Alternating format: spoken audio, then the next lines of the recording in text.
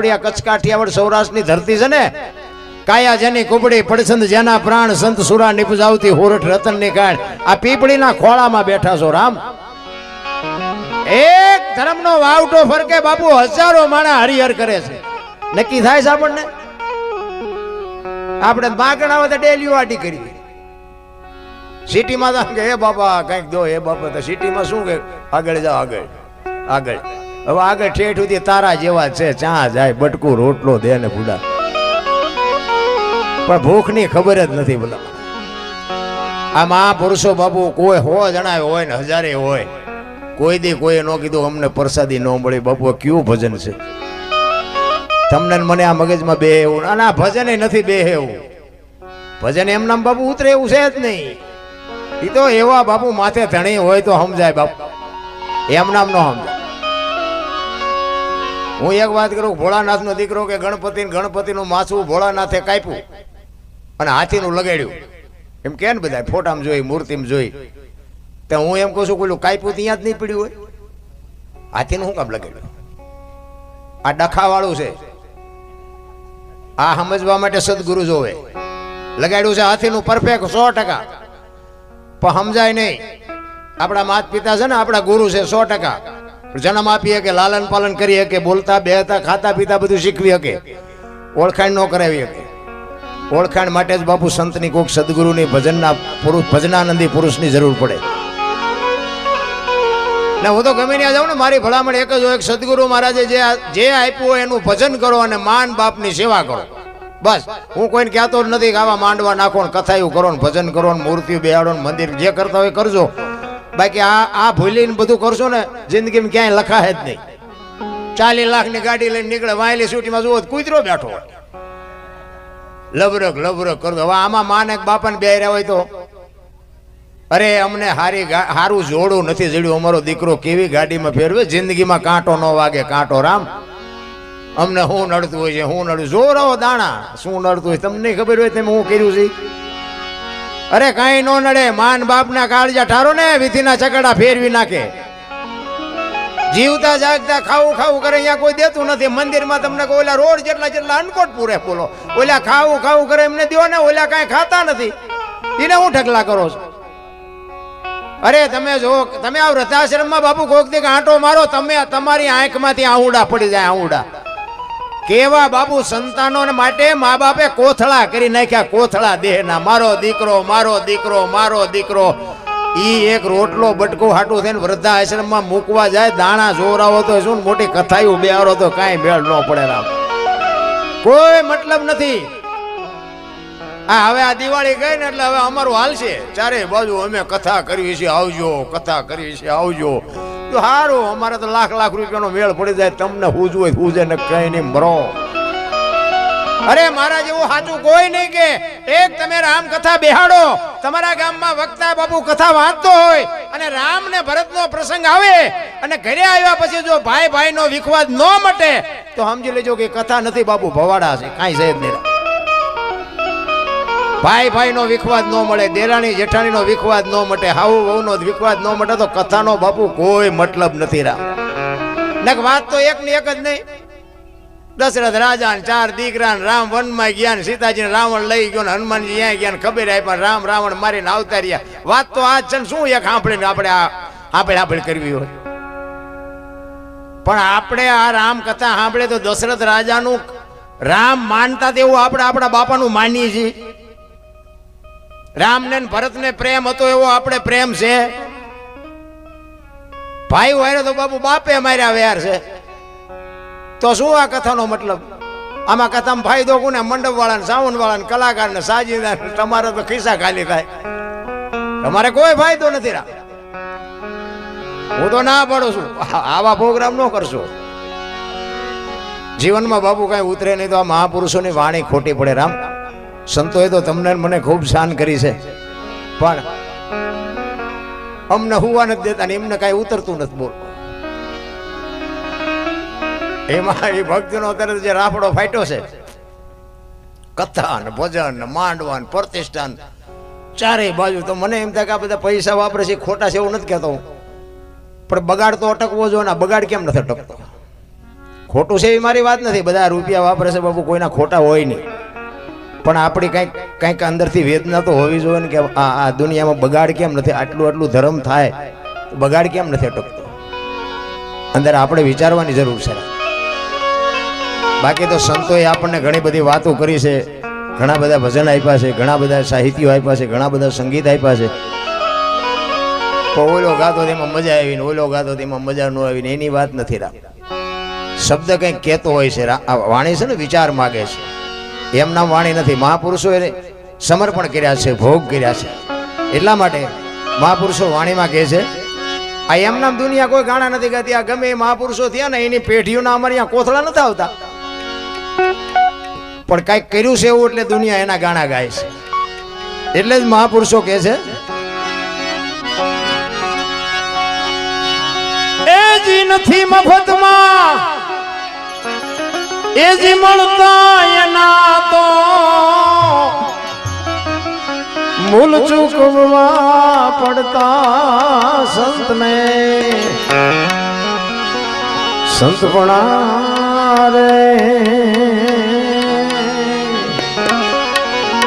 એ ભાઈ નથી મફતમાં મળતા, નથી મફતમાં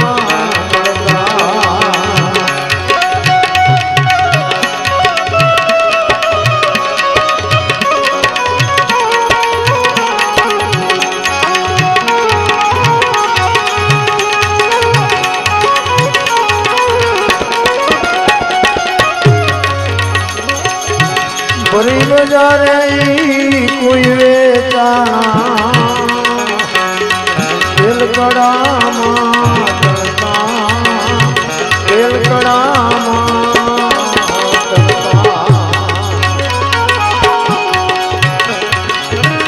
ભરી બજારે કોઈ વેચાણા તેલકડામાં તળતા તેલકડામાં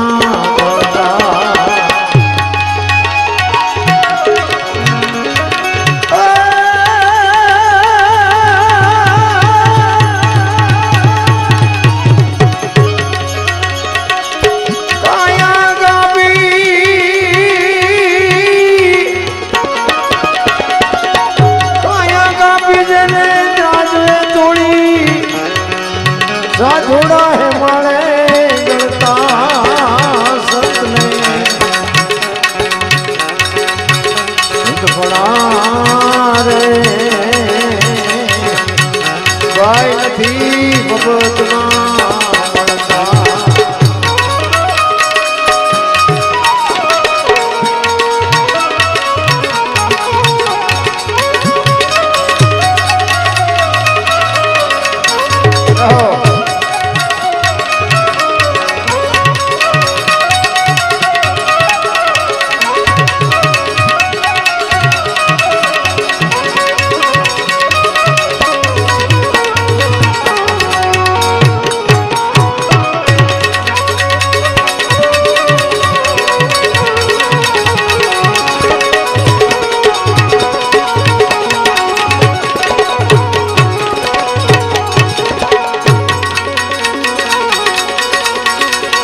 प्यारा पुत्र ना माथा खांडी भोग साधु ने डरता भोग साधु ने डरता प्यारा पुत्र ना माथा खांडी खांडी भोग साधु ने भोग साधु ने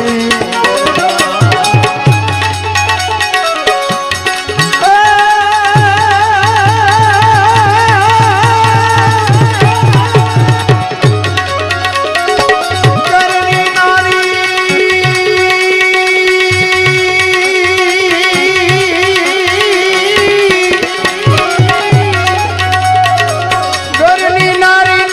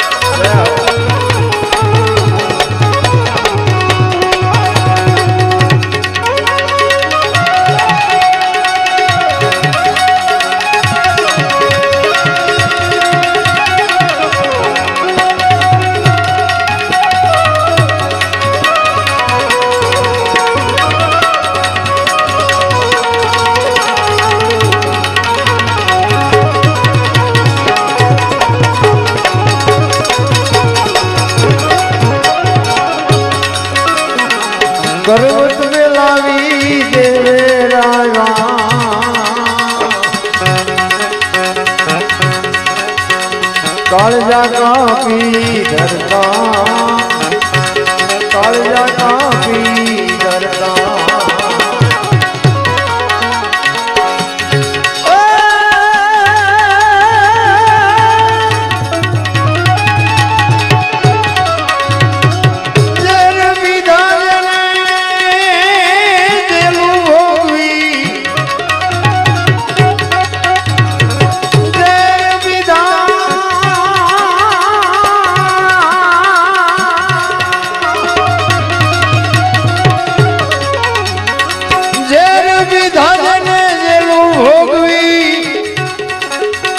સાધુડા હુણે ચડતા સંતને સંત ભણા રે ભાઈ નથી મફતમાં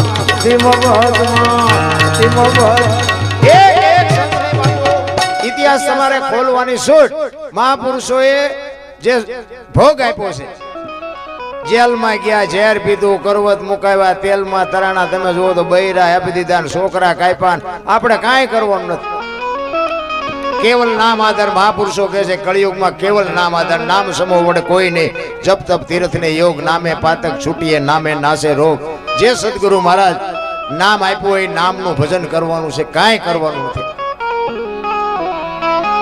જલા બાપાની ઝૂંપડી આવે ને એમ કે બૈરું જો કે આપણે કાંઈ અખતરો કરતા નહીં પણ આ તો એક આપણે સાંભળવાનું છે આનંદ કરવાનો છે એ જલા બાપા આપીએ કે આપણે કાંઈ કામ નથી બાપુ સગાળસા દીકરા કાપીએ કે આપણે ધંધો કરવાનો જ નથી આપણે આટલું નથી થતું એ બૈરા હું આપવાના આપણે એટલે આપણી તાકાત બહારની વાત છે આ મહાપુરુષોની વાતો કારણ કે હવેની પેઢી છે ને એ આ વાતો માનવાય તૈયાર નથી લ્યો શું કરવું છોકરાને નહીં કાપતા હોય બૈરા નહીં આપતા અમુક ગઢાય નથી માનતા બોલો છોકરા છે ના માને એટલે એને કાપ્યા હોય કે ન કાપ્યા હોય પણ તમે કોઈક માગણ આવે તો રોટલો તો દ્યો બટકું વીટતો એટલું તો કરો તો દીકરા જ આપ્યા છે કાંઈ કરવાનું નથી પણ આ નથી થતું ચિત્તની શાંતિ મનની પ્રશંસા દિલની દાતારી ગુમડાની રોજ અને ટાટિયા તાવની ટાઈટ એટલું માલકુરથી આવે મારે આ ગાયુંમાં કંઈક દેવું છે અંદરથી ઉગે મેળ પડે પૂંછડું ઝાલીને બેઠો કરો તો એને કઈ વળે નહીં ભજનનું છે ને ગુમડા જેવું છે ગુમડું હોય ને ગુમડું દવા લગાડવાની હોય ઉપરથી મટે માઇલ પેટ આ ઊંધું છે એટલે નથી સમજાતું અને તમે જુઓ ખોટું એટલું બધું હાલે છે ને એમાં બાકી હતી ત્યાં મોબાઈલ આવ્યો કોઈ આવો કહેતું નથી બોલો બધા જેટલા જણા બેઠા હોય બધા હાથમાં મોબાઈલ જ હોય આમ ઊંધા માથા ગાલી નથી ઘરમાં કોઈ હાથ ફેરો કરીને વ્યા જાય તો કઈ ખબર ન પડતી અમે એકવાર રેલવેમાં બેઠા હતા ને રેલવેમાં 3-4 દીકરીઓ હતી આમ ભણેલ ગણેલી હોય એવું લાગી મને કોલેજમાં ભણતી હોય છે થેલા બેલા ઉપર મૂક્યા હતા તણે ઓલા કાનમાં બંબુડા ભરાવીને મનાણી હતી મોબાઈલમાં જોતી હતી તે એક ભાઈ સ્ટેશન આવ્યું ને એક ભાઈ ઉતર્યો હતી ઠેલા લઈ ગયો મેં આપણે મને ખબર હતી હું જોતો હતો મેં થેલા લઈ ગયો એટલે ભાઈ આપણને તો એમ જ હોય ને કે એના હશે તો લઈ ગયો એ તો ખેલાડી માણા હોય એને નક્કી કરેલું કે આ થેલા દીકરીઓના છે પણ દીકરીઓ આમ ચીયું સ્ટેશન ચારે જાતું હતી કોઈ નજર જ નહોતું કરતું મોબાઈલમાં એટલી બધી ઓતપ્રોત થઈ ગયેલી ને ઓલે થેલા ઉપરથી ઉતારીને ગયા ઉતરી ગયા મેં કહ્યું એમના હશે ને ઉતરી ગયા બીજા સ્ટેશન ગયા ને પછી એમનું સ્ટેશન આવ્યું તો ઉતરવા હાટું આમ થેલા ઉપર જોવા તો ઉપર અભરાઈ ખાલી થઈ ગઈ એ અમાર થેલા મેં કહ્યું ઓલું સ્ટેશન ગયું અહીંયા વ્યાઈ ગયા ઠેલા તો ઉતરી ગયા બાપુ એવો દેકારો કર્યો પશુ કામનો અત્યારે આપણે ગમે ને અહીંયા મહેમાન થઈને જાય તો નથી બાપુ આમ મોબાઈલમાં અત્યારે મોઢું નથી કરતા બોલો એમાં પાણી છે ના પાયા પણ એટલો બધો બાપુ મોબાઈલનો જે ક્રેઝ આવ્યો છે આમ બાથરૂમમાં જાય તો હાલો હાલો હાલો અરે મરશો આના ઘડીક તો બહાર મૂકો મોબાઈલ તમે જુઓ તો બબ્બે તત્ણ ખીલ લઈ રખડે આપણે તો આપણે જેવડો ધંધો હાલતો હોય છે અરે અમુક કાંઈ છે ને પાછા રાડ્યું પડે મોંઘવારી પણ આ તમારે શું મિલું હાલે છે તત્ણ મોબાઈલ લઈને જોહો છો આ મફત તો હાલે નહીં અને ભણેલ ગણેલ એજ્યુકેટેડ માણસો છે મોબાઈલ એમ કે છે આખી દુનિયા બાપુ આ વિશ્વ બન્યું હોય જ્યારે બન્યું હોય ત્યારે એ કાંઈ ખબર નથી ને આપણે ગણિત મારવું નથી પણ આજની તારીખ સુધી બાપુ આખી દુનિયા એમ કે 30 દિવસનો મહિનો ના મોબાઈલે તમને આંધળા કરી નાખીને 28 દિનનો મહિનો કરી નાખ્યો બધા કાન પકડાય કે 28 દિન પૈસા 12 મહિના દેવાના મોબાઈલ 11 મહિના જ વાપરવાનો બોલો તોય બધા કાબુલ કરે છે ને તોય પાછા એમ કે છે કે આ તો એજ્યુકેટર સમય છે, ભણેલા ગણેલાનો સમય. આંથળા નથી થઈ ગયા. ચોખ્ખું ઘી બજારમાં લઈને રાડ્યું પાડો ને, ચોખ્ખું ઘી છે, ચોખ્ખું ઘી નથી ખપતું. લ્યો ઓલા દારૂ બાવળિયામાં બેસે તો પીપળા ખપી જાય. ઊંધું જો હાલ્યું. પેલા આપણે તમે જોવો ને તો થીગડા ઉપર થીગડા લુગડા પહેરતા હતા ને બધા. અત્યારે કોઈ થીગડા વાળું કપડું પહેર્યું તમે જોવો તો કપડાની ખબર ન પડે કઈ ડિઝાઇન નું કપડું છે, એવા કપડામાં પહેરતા હતા. અત્યારે ભગવાને આપ્યું ને બધા ભગવાનને આપ્યા પછી ફાટલા પહેરવાનું ચાલુ કર્યું. બોલો એટલે જીન્સમાં તમે જુઓ માથા વ્યાજ એવડા ફાંકા હોય. એટલે આવા તો એમે પહેરતા હતા. આ તો ખબર નહોતી આવું ટાણું આવશે ને કે એમે હાજવી રાખે તારી એમે પહેરે. અરે આંગળી જાય એટલું ફાંકું હોય તો આપણી માં એમ કે લાય લાય બટા હું બે ટાંકા લઈ દઉં. બાપુ દેહના પ્રદર્શન ન હોય મારા બાપ. તો આ કપડા જે આ દુનિયામાં કોકે બનાવ્યા, આ કપડાની શરૂઆત તો કરી છે ને કોકે. એ ડફોળ છે, આ કપડા બનાવવા વાળો ડફોળ છે. તો ફાટલા નો કાઢે દીધી. અરે જોવો તો ખરા બુદ્ધિના પ્રદર્શન કરે વિજ્ઞાનને માનવું પડે. વિજ્ઞાનને ન માનવું એવું એવી મારી વાત નથી, પણ વિજ્ઞાન આવ્યા પછી વધારે દુઃખી છે એવું નથી લાગતું. આપણા ગઢા એટલા માંદા નહોતા પડતા બાપુ, ખાવા ધાને નહોતું, 15 દિવસ નાતાય નહોતા. નથી લાગતું કે વિજ્ઞાન કે આ રોગ એ ઘરમાં હારે ઘાયલો જેવું નથી લાગતું. આપડા ખેડૂ આમ બળદિયાને પાણી પાતા હોય ને તલાવડામાં, આની પા બળદિયા પીતા હોય ને આની પા ખેડૂ પીતો હોય, મારી પા ભેગો પીતો. અત્યારે વિજ્ઞાન એમ કે ફ્રીજ નું પીવો ને ફિલ્ટર નું પીવો મરો. ઢોરા ભેગું પીતા હતા બાપુ, કોઈ દી રોગ ન થયો. આવળ બાવળ ના દાંતણ કરતા હતા, ઠેઠ સુધી સણ્યા ને શેરડી કકડાવતા. અત્યારે કે શિબાકા વાપરો, કોલગેટ વાપરો, થઈ જાય ગબ્યું જેવા મોટા. અરે સંસ્કૃતિ ખતમ કરી નાખી રામ.